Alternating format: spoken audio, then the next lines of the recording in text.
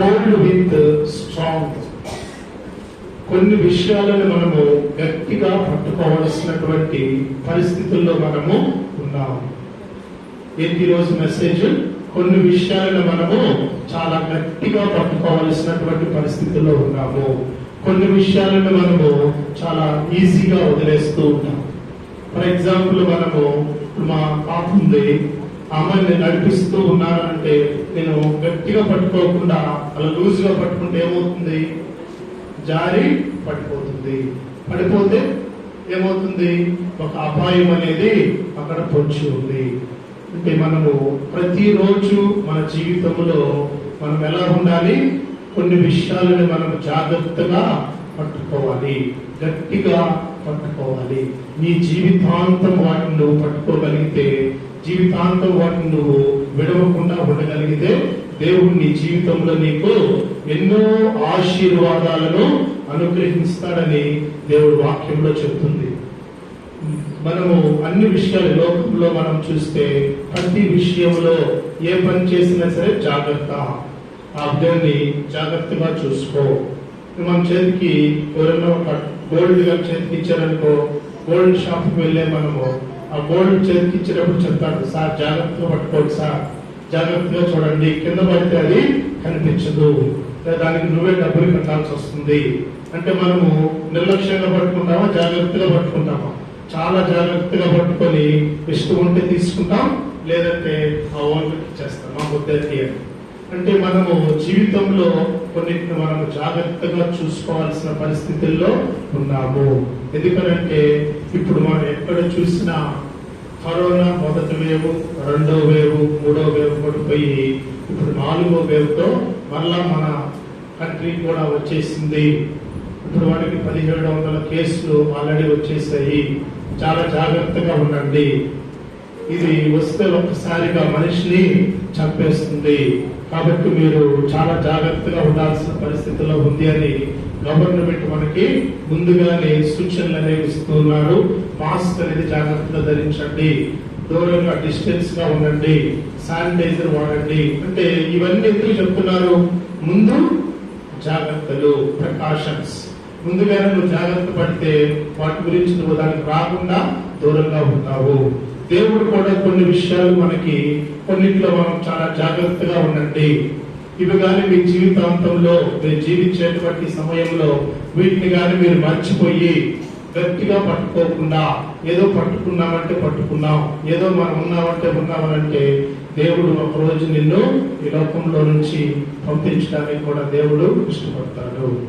కానీ ఎవరైతే దేవుడు మాటల యొక్క విని ఆయన్ని జాగ్రత్తగా పట్టుకుంటామో ఆయన జీవితాంతం వరకు నిన్ను ఆయన తన రెక్కల కింద ఆశ్రయాన్ని, ఆరోగ్యాన్ని దేవుడు అనుగ్రహిస్తారని చెప్పి మనందరం నమ్ముచున్నాం. దేవుని యొక్క వాక్యంలోకి వెళ్దాం. 6 వచనాలు 6 మనం చూసుకొని దేవుని యొక్క వాక్యాన్ని మనము కన్క్లూజన్ చేసుకుందాం. మొదటిది ప్రకటనలు, యోహాను రాసినటువంటి ప్రకటనలు 2వ అధ్యాయము 13వ వచనములో. ప్రకటనలు 2వ అధ్యాయము 13వ వచనం. సాతాను సింహాసనం ఉన్న స్థలములలో నీవు కాపురమున్నావని నేను ఎరుగుదును, మరియు సాతాను కాపురమున్న ఆ స్థలములలో నా యందు విశ్వాసిగా ఉండి నన్ను గూర్చి సాక్షులైన మంచి కర్మయాలు మీ మధ్యను చంపబడిన దినములలో నీవు నా నామమును గట్టిగా చేపట్టి నా యందలి విశ్వాసమును విసర్జింపలేదని నేను చెబుతును. ఆమేన్, హల్లెలూయా. ఇక్కడ నీవు నా నామమును, ఏ నామం అది? యేసుక్రీస్తు యొక్క నామమును ఏం చేశాడంట? గట్టిగా చేపట్టి ఆయన యందు విశ్వాసం ఉంచి చివరి వరకు ఆయన నామాన్ని విడిచిపెట్టిపోలేదు. ఏంటి యేసు నామములో అంత శక్తి ఉందా? నమ్ముచున్నామా? యేసు నామములో ఫస్ట్ది ఆయన పేరు, ద నేమ్. మనం విడవకుండా ఉండాల్సింది మన జీవితాంతము, చివరి శ్వాస మనం ఈ లోకంలో విడిచిపెట్టేంత వరకు మనలో ఉండాల్సినటువంటి గట్టి దృఢ సంకల్పం ఏమైందంటే ఆయన నామాన్ని మనము విడిచిపెట్టి పోకూడదు. ఆయన నామాన్ని మనము గట్టిగా చేపట్టాలి. ఎవరైతే ఆయన నామాన్ని విడవకుండా ఉంటారో ఆయన దేవుడు కూడా ఏం చేస్తాడు? రక్షిస్తాడు, కాపాడుతాడు. దేవుని యొక్క నామంలో అంత శక్తి ఉందా? ఆయన యొక్క శిష్యులు 12 మంది శిష్యులకి దేవుడు పరిశుద్ధాత్మ ఇచ్చిన తర్వాత వాళ్ళు వెళ్ళి అనేక దేశాలకి, అనేక రాష్ట్రాలకు వెళ్ళి వాళ్ళు ఏ నామంలో దెయ్యాలను కానీ, ఏ నామంలో వాళ్ళకు ఉన్నటువంటి వ్యాధులను కానీ పోగొట్టారు? యేసు నామములో. మనం ప్రార్థన చేసేటప్పుడు కానీ, ఇంకేదైనా ఇతరులకు మనం బోధించేటప్పుడు కానీ మనం వాడేటువంటి నామం ఏంటి? యేసు నామములో ఈ బిడ్డకు స్వస్థత కలుగును కాక, లేదా యేసు నామములో ఈ బిడ్డ తిరిగి లేచును కాక. వాళ్ళు మన బైబిల్లో ఎక్కడ చూసినా సరే, ఏ భక్తుడు ప్రార్థన చేసినా, ఏ ప్రవక్త ప్రార్థన చేసినా ఆయన వాడేటువంటి నామం ఏంటి? ఉన్నతమైనటువంటి నామము యేసుక్రీస్తు యొక్క నామము. ఆ నామములో అంత శక్తి ఉందా? మనం నమ్ముతామా? ఆ నామంలో అంత శక్తి ఉంది. యేసు నామములో మనకి అంత శక్తి ఉంది అని మనం విశ్వసించగలిగితే జీవితాంతము నీవు మొదటిగా నువ్వు చేపట్టుకోవాల్సింది, జాగ్రత్త పడాల్సింది ఏంటి? ఆయన నామాన్ని నీ నోటిలో నుంచి కానీ, నీ హృదయంలో కానీ, నీవు తుది శ్వాస పిలిచేంత వరకు ఏం చేయకూడదు? ఆయన నామాన్ని నువ్వు మర్చిపోకూడదు. ఎప్పుడైతే నువ్వు ఆయన నామాన్ని మర్చిపోతావో ఆయన కూడా నిన్ను ఏం చేస్తాడు? మర్చిపోతాడు. ఒక్క క్షణం ఆయన మనం మర్చిపోతే మన జీవితం ఏమైపోతుందో ఎప్పుడన్నా ఆలోచించావా? ఒక్క క్షణం మనం ఆయన నామాన్ని కానీ విడిచిపెట్టిపోతే మన జీవితం అనేది ఇంకా మరణంలోకే ప్రవేశిస్తుంది. సాతానికి నీవు చేయి పట్టుకోవాల్సి వస్తుంది. యేసుక్రీస్తు చేయి విడిచేసావు, ఆయన నామాన్ని నువ్వు మర్చిపోయావంటే నీకు తర్వాత ఉన్నటువంటి ఏ నామము? సాతాను యొక్క నామము. ఆయనకు నువ్వు చెయ్యి ఇవ్వాల్సి వస్తుంది. దేవుడైతే లోబడలో ఉన్నటువంటి ప్రజల వైపు దినవెల్లా నా చేతుల్ని చాచి ఉన్నాడు, నీవు నా చేతుల్ని ఎప్పుడూ విడిచిపెట్టద్దు, నన్ను గట్టిగా హత్తుకొని జీవించు.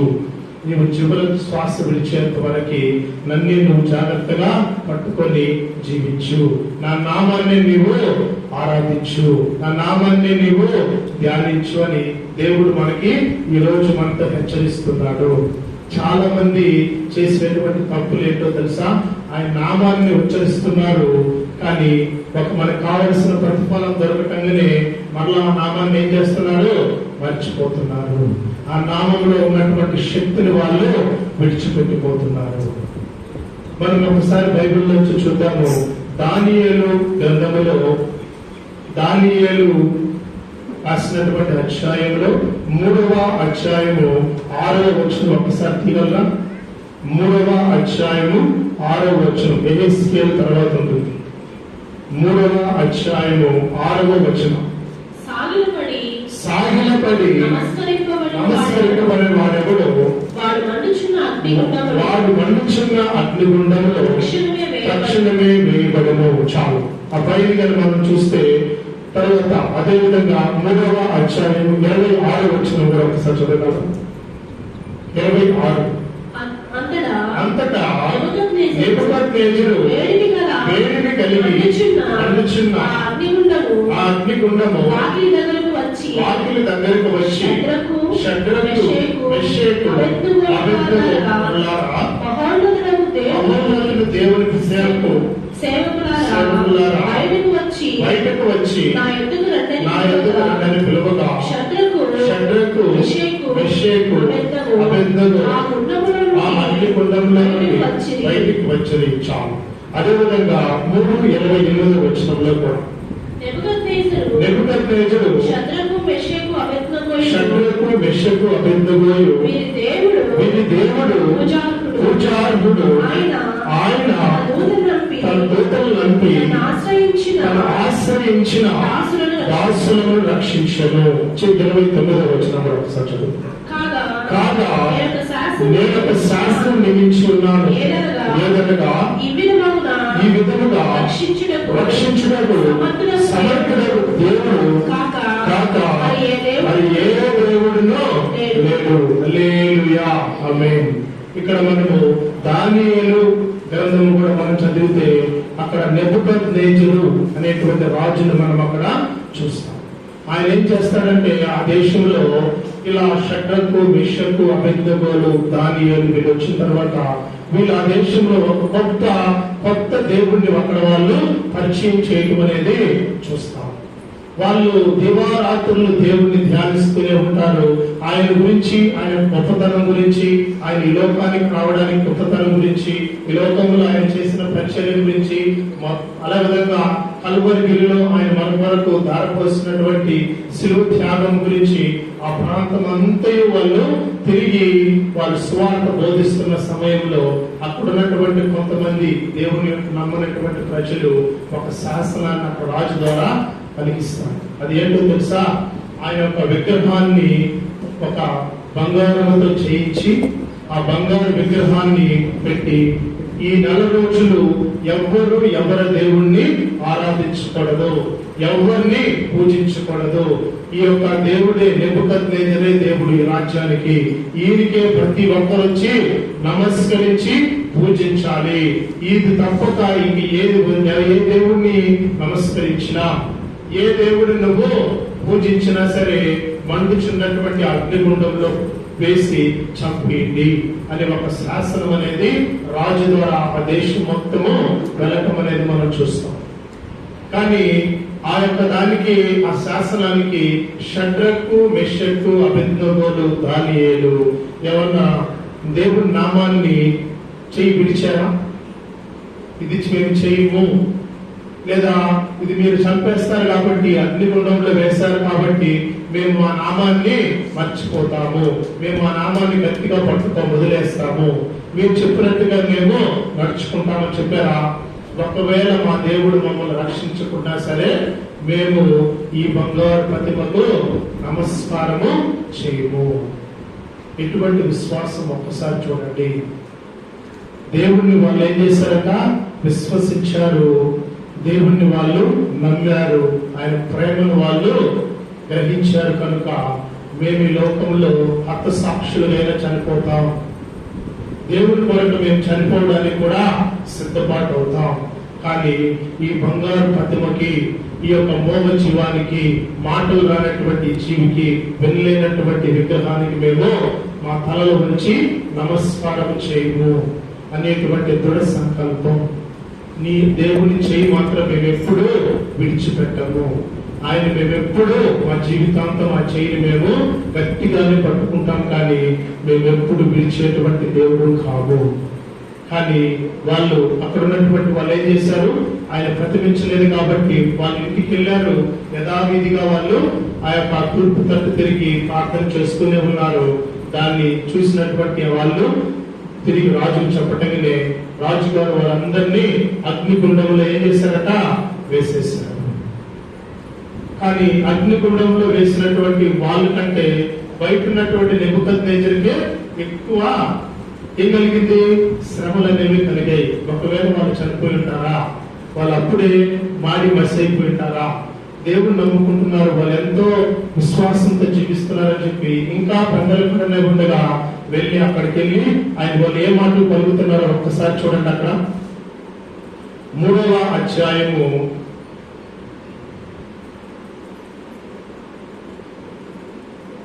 26వ వచనంలో, అంతటా నెబుకద్నెజరు వేడిమి కలిగి మండుచున్న ఆ అగ్నిగుండ వాకిలి దగ్గరికి వచ్చి, షడ్రకు మెషకు అబేద్నెగో అను వారులారా, మహోన్నతుడగు దేవుని సేవకులారా, బయటికి వచ్చిన యొక్క రండని పిలవగా. ఏం చేస్తున్నాడు? ఆయన వెళ్ళి పిలుస్తున్నాడు. అంటే ఆయన విశ్వాసం ఉందా లేదా?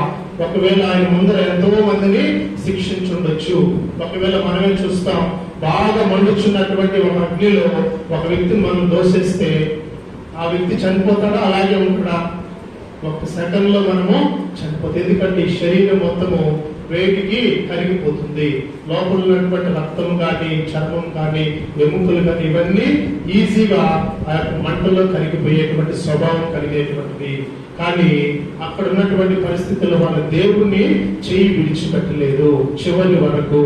కాబట్టి ఆ యొక్క మండుచున్నటువంటి అగ్నిగుండంలో ఎన్నో శ్రమల మధ్య, ఎన్నో వేదనల మధ్య వాళ్ళు జీవించినా సరే ఆ శ్రమలు వేదనలు వాళ్ళని ముట్టనే లేదు. ఆ శ్రమలు వేదనలు వాళ్ళని కాల్చలేకపోయాయి. అదే మనం 29వ వచనంలో కూడా చూస్తే ఆ యొక్క నెబుకద్నెజరు చెప్పేటువంటి మాటలు ఏంటో తెలుసా? 29 కాగా నేను ఒక శాస్త్రమును నియమించి ఉన్నాను, ఏదనగా ఈ విధముగా రక్షించుటకు సమర్థుడకు దేవుడు కాక మరి ఏ దేవుడునో లేడు. ఆమేన్, హల్లెలూయా. ఏమని చెప్పాడు? ఎప్పుడు ఏ శాస్త్రం రాశాడు? ఫస్ట్ ఎవరైతే ఈ యొక్క నేను చెప్పేటువంటి ఆజ్ఞను అతిక్రమిస్తాలో వాళ్ళని చంపివేయండి అని రాసినటువంటి శాస్త్రంని చివరికి ఏ శాస్త్రంలో రాశాడు? రక్షించేటువంటి సమర్థుడు యేసు నామములోనే ఉంది. యేసు నామముకే అది అంత పూజార్హుడు అనేది కలిగి ఉంది. మీరు ఈ యొక్క దేశంలో ఎవ్వరూ ఏ దేవుణ్ణి పూజించడానికి అర్హత లేదు. ఒక్క షడ్రకు, మెషకు, అబేద్నెగోలు దేవుణ్ణి మాత్రమే మీరు పూజించాలి. ఈ లోకములో మన యొక్క రాజ్యములు అంతగా అన్ని దేవతల్ని పడగొట్టండి. ఎంత గొప్ప భాగ్యమో చూడండి. ఒకవేళ ఆ ముగ్గురు బంగారు ప్రతిమలకి మొక్కు ఉంటే ఆ దేశం మొత్తం రక్షించబడేదా? ఒకవేళ ఆ పరిస్థితుల్లో మనం ఉంటే మనం మొక్కుతామా మొక్కమా? ఒకవేళ మనమే మనం పరీక్షించుకుందాం. మన దగ్గరికి వచ్చి సడన్ గా మనందరూ ఉన్నాం, ఒకసారి నక్సలైట్లు వచ్చి అందరికి గన్ పెట్టి దేవుడు యేసుక్రీస్తు ప్రభు దేవుడు కాదు చెప్తే వదిలేస్తాను లేదంటే చంపేస్తానంటే ఎంతమంది చెప్పకుండా ఉంటాం? లేదంటే నేను చంపినా పర్లేదు యేసుక్రీస్తు ప్రభువే దేవుడు అని ఎంతమంది చెప్తాం? అంటే చాలా మంది తక్కువైపోతారు. ఎవరో ఒకరో ఇద్దరో దేవుడి కోసం అపసాక్షులు అవ్వడానికి కూడా సిద్ధపడతారు. కానీ దేవుడు చెప్పేటువంటి మాటలు నీ యొక్క సాక్ష్య జీవితం ద్వారా, నీ యొక్క రక్షణ ద్వారా, నీవు దేవుని యందు చూపించేటువంటి ఆ నామం యొక్క గొప్పతనం ద్వారా కొన్ని లక్షల మందికి మారు మనసు అనేది కలగబోతున్నది. నీవు నా నామాన్ని ఎప్పుడూ విడిచిపెట్టద్దు. నీ జీవితాంతము నా నామాన్ని నువ్వు స్మరణలోకి తెచ్చుకో.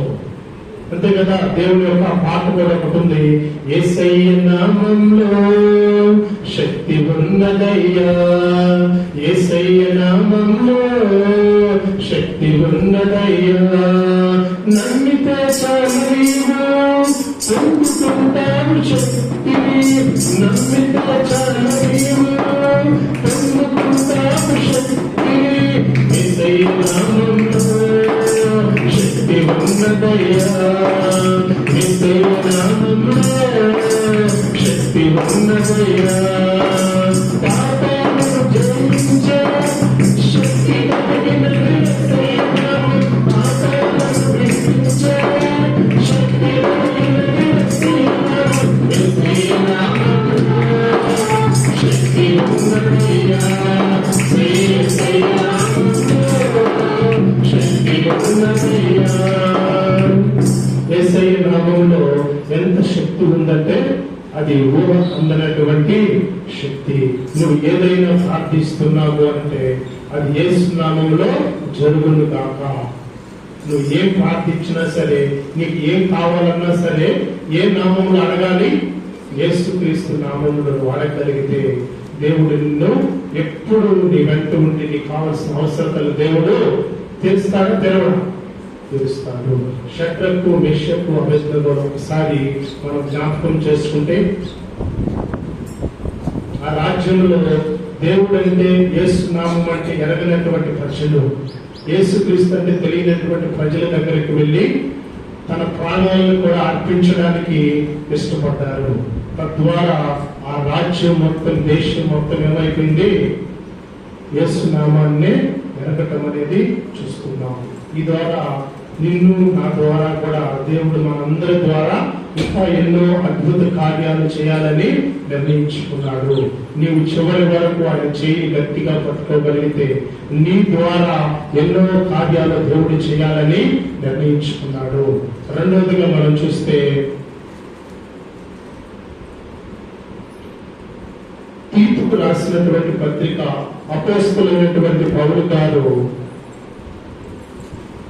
తీతుకు రాసినటువంటి పత్రిక 1వ అధ్యాయము 9వ వచనంలో రెండవది మనం జాగ్రత్తగా మన జీవితంలో పట్టుకోవాల్సినటువంటి విషయాలు. తీతుకు రాసినటువంటి పత్రిక 1వ అధ్యాయము 9వ వచనం ఒకసారి. తాను హితబోధ విషయమై జనులను హెచ్చరించుటకును మాట ఎదురాడు వారి మాట ఖండించుటకును శక్తి గల వాడులను ఉపదేశమును అనుసరించి నమ్మదగిన బోధను గట్టిగా చేపట్టుకుని వాడునై ఉండవలెను. మనము రెండవది ఏంటి మనం జాగ్రత్తగా పట్టుకోవాలి అంటే ఆయన యొక్క వాక్యమును. ఏంటి మనం జాగ్రత్తగా పట్టుకోవాల్సింది? ఆయన యొక్క వాక్యాన్ని ఎవరైతే జాగ్రత్తగా పట్టుకుంటారో, దీన్ని మనం జాగ్రత్తగా పట్టుకోలేదంటే ఏమవుతుంది? కింద పడిపోతుంది. దేవుడు నేను జాగ్రత్తగా పట్టుకోకుండా విడిచిపెడితే మన బతికి ఏమైపోతుంది? ఒక్క సెకండ్లో కింద రాగిపోతుంది. రెండవదిగా మనం ఏంటి జాగ్రత్తగా పట్టుకోవాలి? ఆయన యొక్క వాక్యాన్ని. ఎంతమంది ఆయన యొక్క వాక్యాన్ని జాగ్రత్తగా నెమరు వేసుకుంటున్నారు? దావీదు గారు అయితే తన జీవితంలో ఏ మాట చెప్పాడో తెలుసా? నీ వాక్యము చూద్దాం ఒకసారి. కీర్తనలు 119వ కీర్తన 105వ వచనం. దావీదు గారు తన జీవితంలో తాను గట్టిగా పట్టుకున్నటువంటి విషయాల్లో రెండవది ఆయన వాక్యాన్ని ఎలా పట్టుకున్నాడు ఒకసారి చూద్దాం. నీ వాక్యము నా పాదములకు దీపమును, నా త్రోవలలో వెలుగై ఉన్నది. దావీదు గారు ఏం చెప్తున్నాడు? ఆయన ఒక వాక్యం అంతా తన త్రోవకు వెలుగుగా ఉంది, తన పాదాలకి దీపముగా ఉంది. మనం ఒక్కసారి ఆలోచించండి. నైట్ మొత్తం కరెంటు పోయిన తర్వాత మనం వెళ్ళవలసినటువంటి ప్రదేశంలోకి మనం వెళ్ళగలమా? నీ దగ్గర టార్చ్ లైట్ లేకుండా, నీ దగ్గర ఏ వెలుతురు లేకుండా నువ్వు ఇంట్లో ఉన్నా, ఒక్కసారి కరెంటు పోయింది, ఏం వెలుతురు లేదు, నువ్వు వెళ్ళి నీకు కావాల్సింది తీసుకురాగలమా? తీసుకురావడానికి వీలు కాదు. దేవుని యొక్క వాక్యాన్ని కూడా నువ్వు చేత పట్టుకోకుంటే నీ జీవితం ఏమైపోతుంది? చీకటిమయం అనేది అయిపోతుంది. నీకు అంధకారం అనేది కలుగుతుంది. చీకటిలో ఎవరికి చోటు ఉంటుంది? సాతానికి చోటిస్తాను. నువ్వు దేవుని వాక్యాన్ని కానీ పట్టుకోకుంటే దావీదు గారు ఏం చేశాడు? ఆయన యొక్క పాదాలకు దీపముగా చూసుకున్నాడు, తన త్రోవలకు వెలుగుగా ఉంచుకున్నాడు.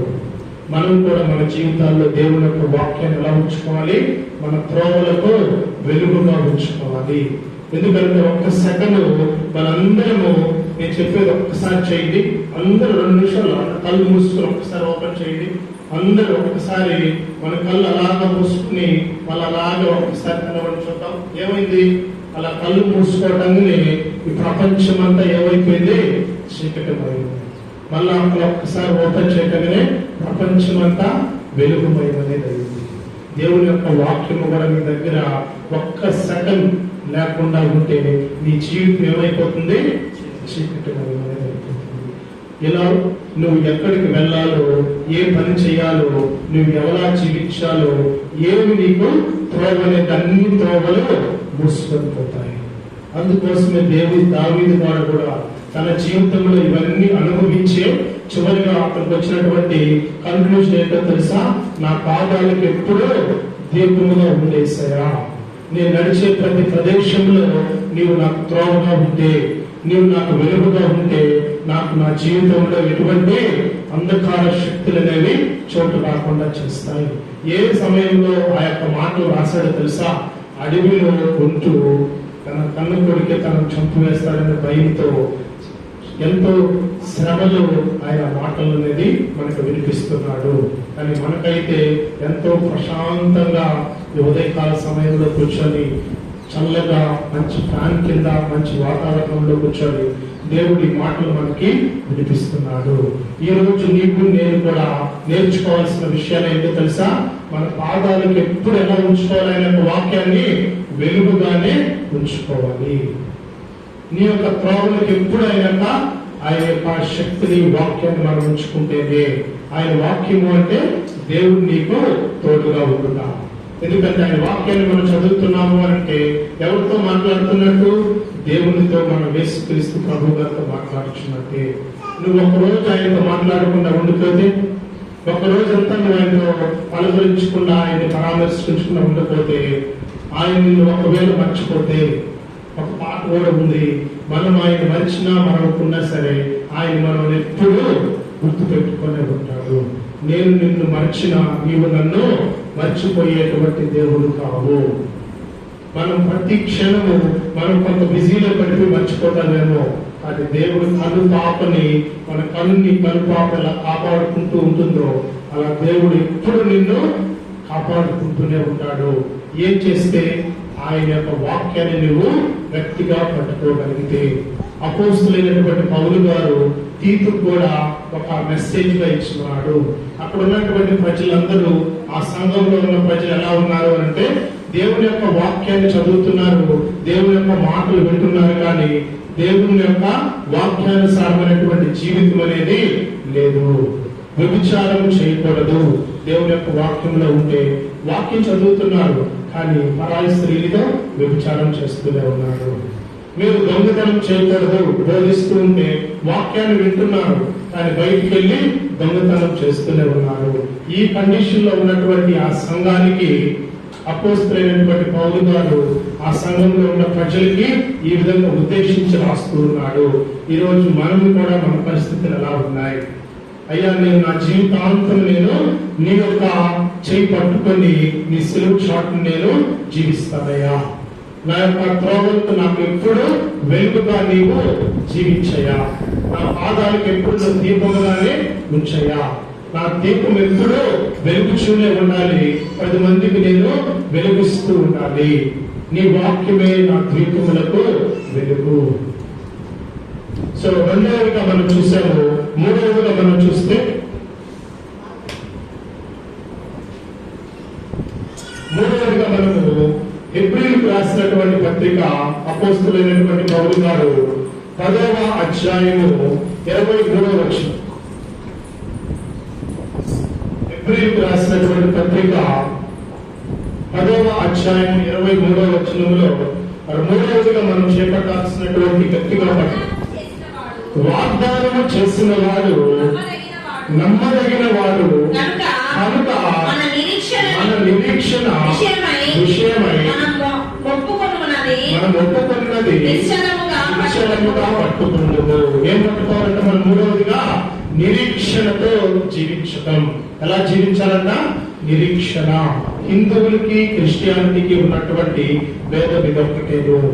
వాళ్ళకంటే ఏ నిరీక్షణ అనేది లేదు. ఇదొక్క జీవితం.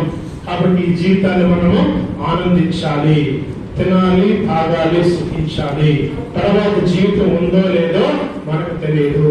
కానీ దేవునిలో ఉన్నటువంటి యేసుక్రీస్తు ప్రభువులో బాప్తిసం పొందినటువంటి మనందరము చేయాల్సినటువంటి నిరీక్షణ ఏంటో తెలుసా? యేసుక్రీస్తు ప్రభు మనందరి కొరకు మరలా తిరిగి రాబోచున్నాడు. ఆయన యొక్క పరలోక రాజ్యంలోకి నీకు నాకు స్థానాన్ని కలిగింప చేయబోతున్నాడు అనేటువంటి నిరీక్షణ మనం కలిగి ఉండాలి. ఎవరు ఈ నిరీక్షణ మనకి ఇచ్చాడంటే, వాగ్దానం చేసిన వాడు. ఎవరు వాగ్దానం చేశాడు? యేసుక్రీస్తు ప్రభు. ఏమని వాగ్దానం చేశాడు? నేను వెళ్ళి మీకంటే ముందుగా వెళ్ళి మీకు స్థలములను సిద్ధపరచెదను, నా రాజ్యంలోకి మిమ్మల్ని చేర్చుకొనిదను, నేను మరలా తిరిగి వస్తాను. వాగ్దానం చేసిన వాడు ఎప్పుడు నమ్మదగిన వాడు. మనము మొన్న ఒక యూట్యూబ్ లో కూడా ఒక మెసేజ్ మేము వింటే, ఆ మెసేజ్ లో కూడా ఏమై ఉంది అంటే, ఒక తండ్రి వాళ్ళకి ఒకే ఒక కుమారుడు.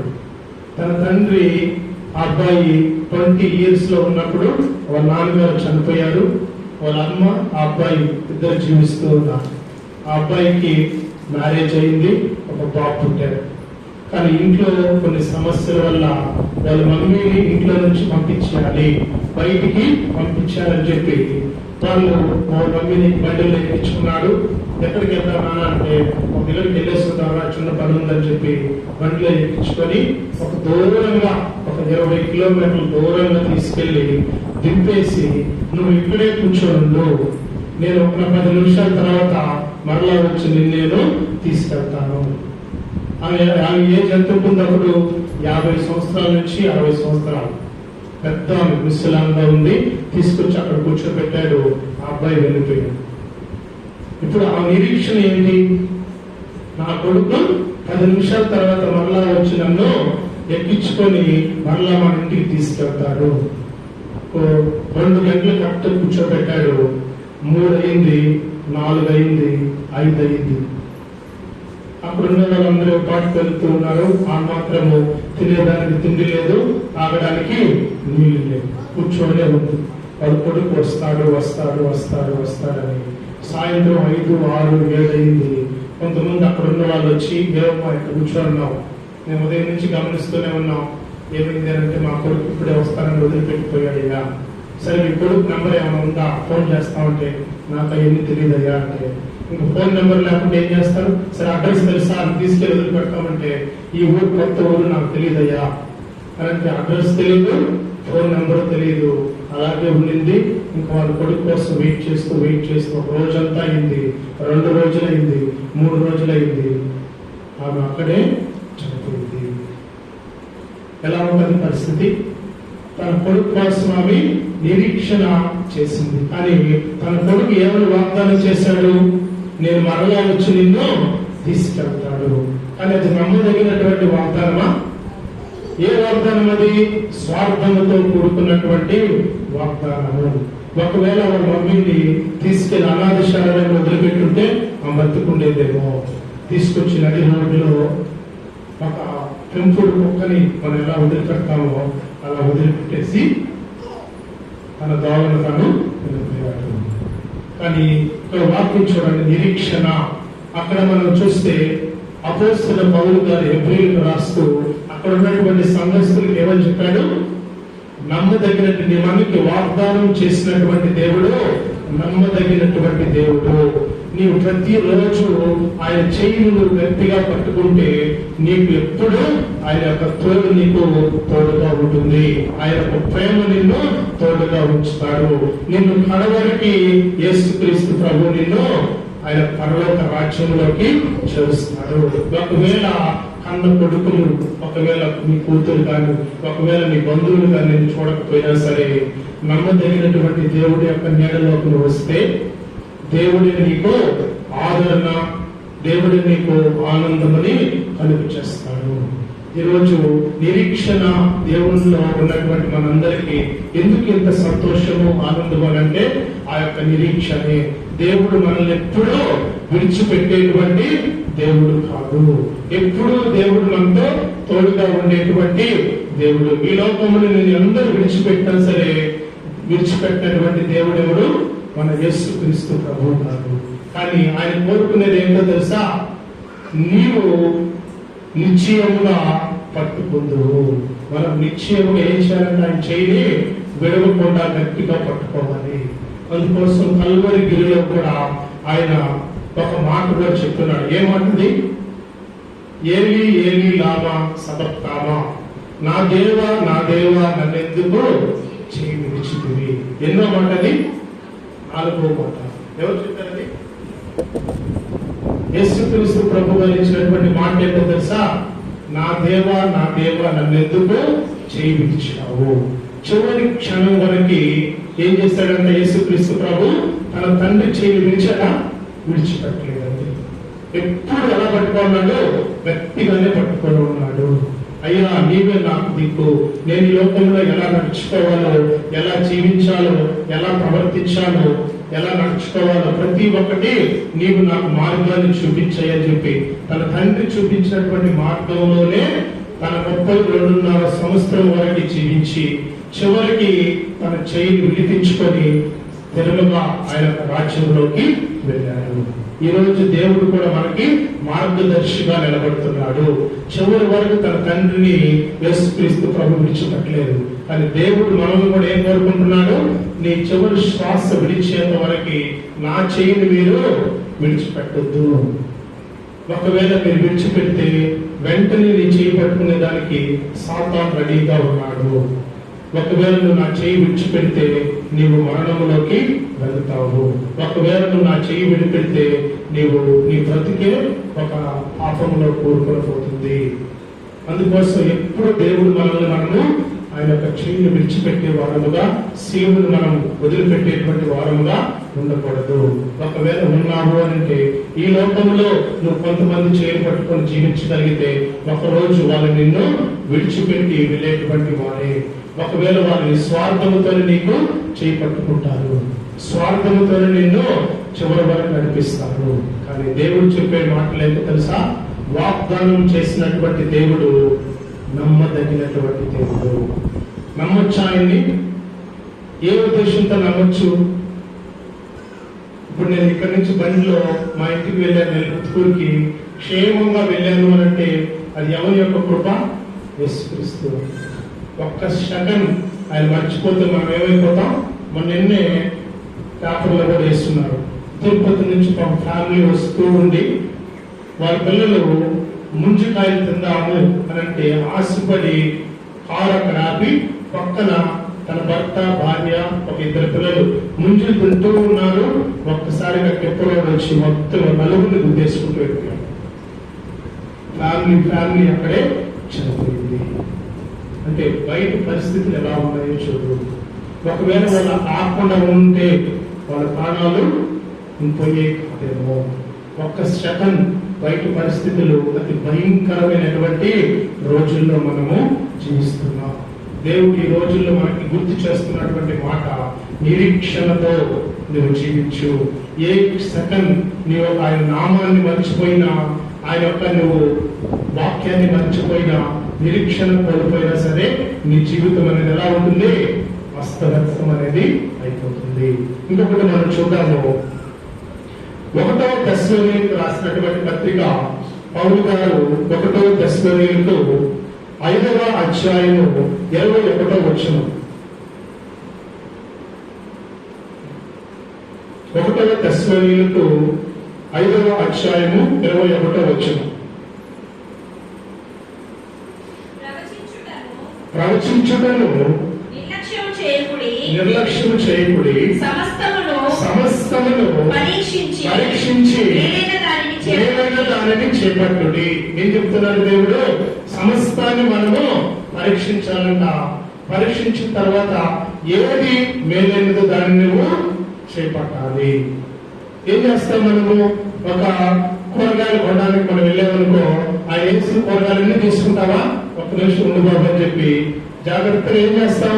అన్నిటిని చూసుకొని బాగలేదు, ఇది పుచ్చుది, ఇది వేస్ట్ అని చెప్పి జాగ్రత్తగా 5-6 వేసుకొని ఈ మాత్రం తోకమయ్యి. అదే మనం ఒక ఫ్రూట్ షాప్కి వెళ్ళాము, వాడు ఏమంటే ఇస్తుంటే తీసుకుంటామో పరీక్షించుకుంటాము, పరీక్షిస్తాం. దేవుని యొక్క మాటల్లో కూడా, దేవుని యొక్క వాక్యంలో కూడా మనం ఏం చేయాలంట? పరిశీలించాలి, పరీక్షించాలి. మేలైన దానిని మనము చేపట్టాలి. ఏది మేలైనది? యేసుక్రీస్తు యొక్క నామము, ఆయన యొక్క వాక్యము, ఆయన యొక్క నిరీక్షణ, విశ్వాసము మేలైనది. మన యొక్క జీవితంలో మనము మేలైన దానిని మనము చేపట్టాలి. దానికోసం మనం ప్రతి దినం ఏం చేయాలి? పరీక్షిస్తూనే ఉండాలి.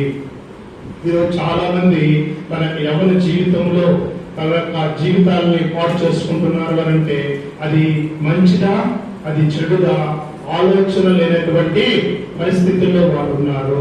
ఈ యొక్క మందు తాగొచ్చా, తాగకూడదా? వ్యభిచారము చేయొచ్చా, చేయకూడదా? ఇలా అల్లరి చిల్లరైనటువంటి మాటలు మనం ఆడొచ్చా, ఆడకూడదా? ఇవన్నీ మనుషులు ఏం చేస్తున్నారు? పరీక్షించలేకున్నారు. మేలైన దాన్ని వాళ్ళు చేపట్టలేకున్నాడు. నిజమైనటువంటి దేవుడు ఎవరు? ఈ లోకంలో ఎన్నో కోట్లాది మంది దేవుళ్ళు ఉంటే కానీ మేలైన దాన్ని ఏం చేయలేకపోతున్నారు? పరీక్షించలేకపోతున్నారు. మనందరి కొరకు ప్రాణాలను అర్పించినటువంటి దేవుడు ఎవరో వాళ్ళు పరీక్షించి ఆయనకి వాళ్ళ చెయ్యిని అందించలేకున్నారు. ఎవరికి అందిస్తున్నారు వాళ్ళు చేయరు? ఒక ఎమ్మెల్యే గారు వస్తే ఆయన చేతికి అందించి వాళ్ళు మాకు ఎమ్మెల్యే చేయి దొరికింది కాబట్టి సంతోషిస్తాం. లేదా ఒక సెలబ్రిటీస్ మన ఏరియాకి వస్తే మనం వాళ్ళు చేయగలి అందిస్తే మనం వాళ్ళ దృష్టిలో, ఇక్కడున్న వాళ్ళ దృష్టిలో చాలా గ్రేట్.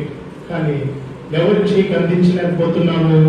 శాశ్వతమైనటువంటి రాజ్యంలో ప్రవేశించేటువంటి స్థలంలో యేసుక్రీస్తు ప్రభు గారి యొక్క చేయి నువ్వు పట్టుకోలేకపోతున్నావు. కానీ దేవుడు ఈరోజు మనతో మాట్లాడుతున్నటువంటి మాట ఏంటో తెలుసా?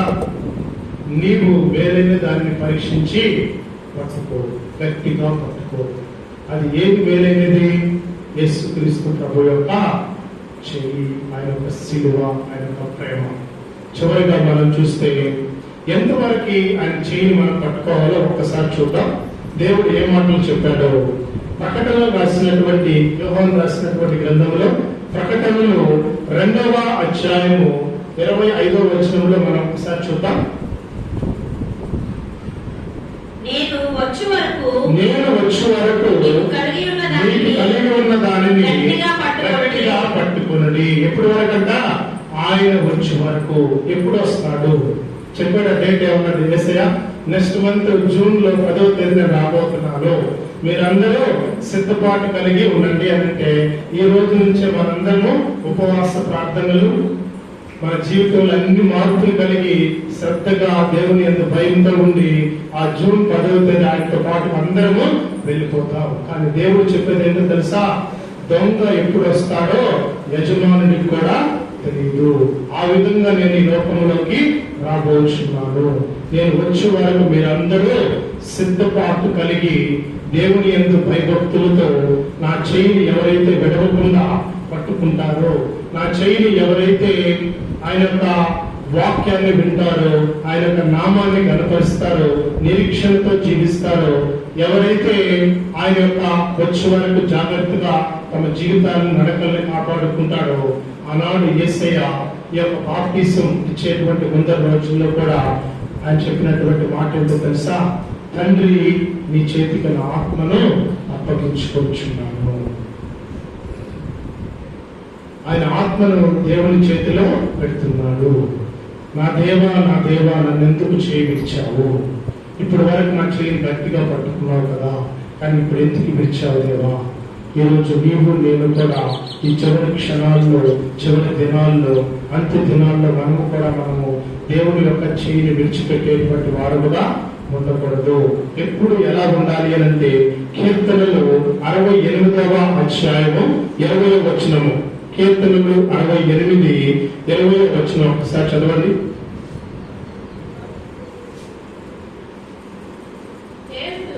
దేవుడు నా పక్షమున పూర్ణ రక్షణ కలుగు చేయడం దేవుడై ఉన్నాడు. మరణము తప్పించుట ప్రభువైన యెహోవా వశము.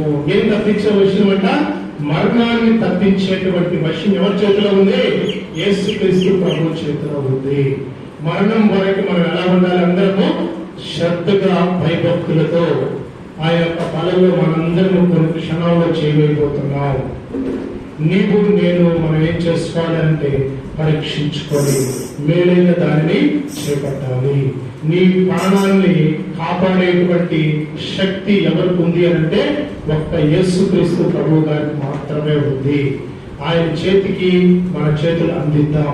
అయ్యా, నీ చేతిని నేను ఎప్పుడు విడిచిపెట్టనయ్యా. ఈ క్షణమంతా ఒక్కసారి అందరము మీ కళ్ళు మూసుకున్నట్లయితే ఒక చిన్న ప్రార్థన చేసుకొని ముగించుకుందాం. అందరూ మీ యొక్క సొంత ప్రార్థనల్లో ఆయన చేయిని విడిచిపెట్టకుండా, ఒకవేళ ఇప్పటి వరకు విడిచిపెట్టి జీవిస్తే ఈ క్షణం నుంచి అయినా సరే అయ్యా నీ చేయిని నేను పట్టుకోవాలని ఆశపడుచున్నానని ప్రార్థించుకుందాం. అందరి కళ్ళు మూసుకున్నట్లయితే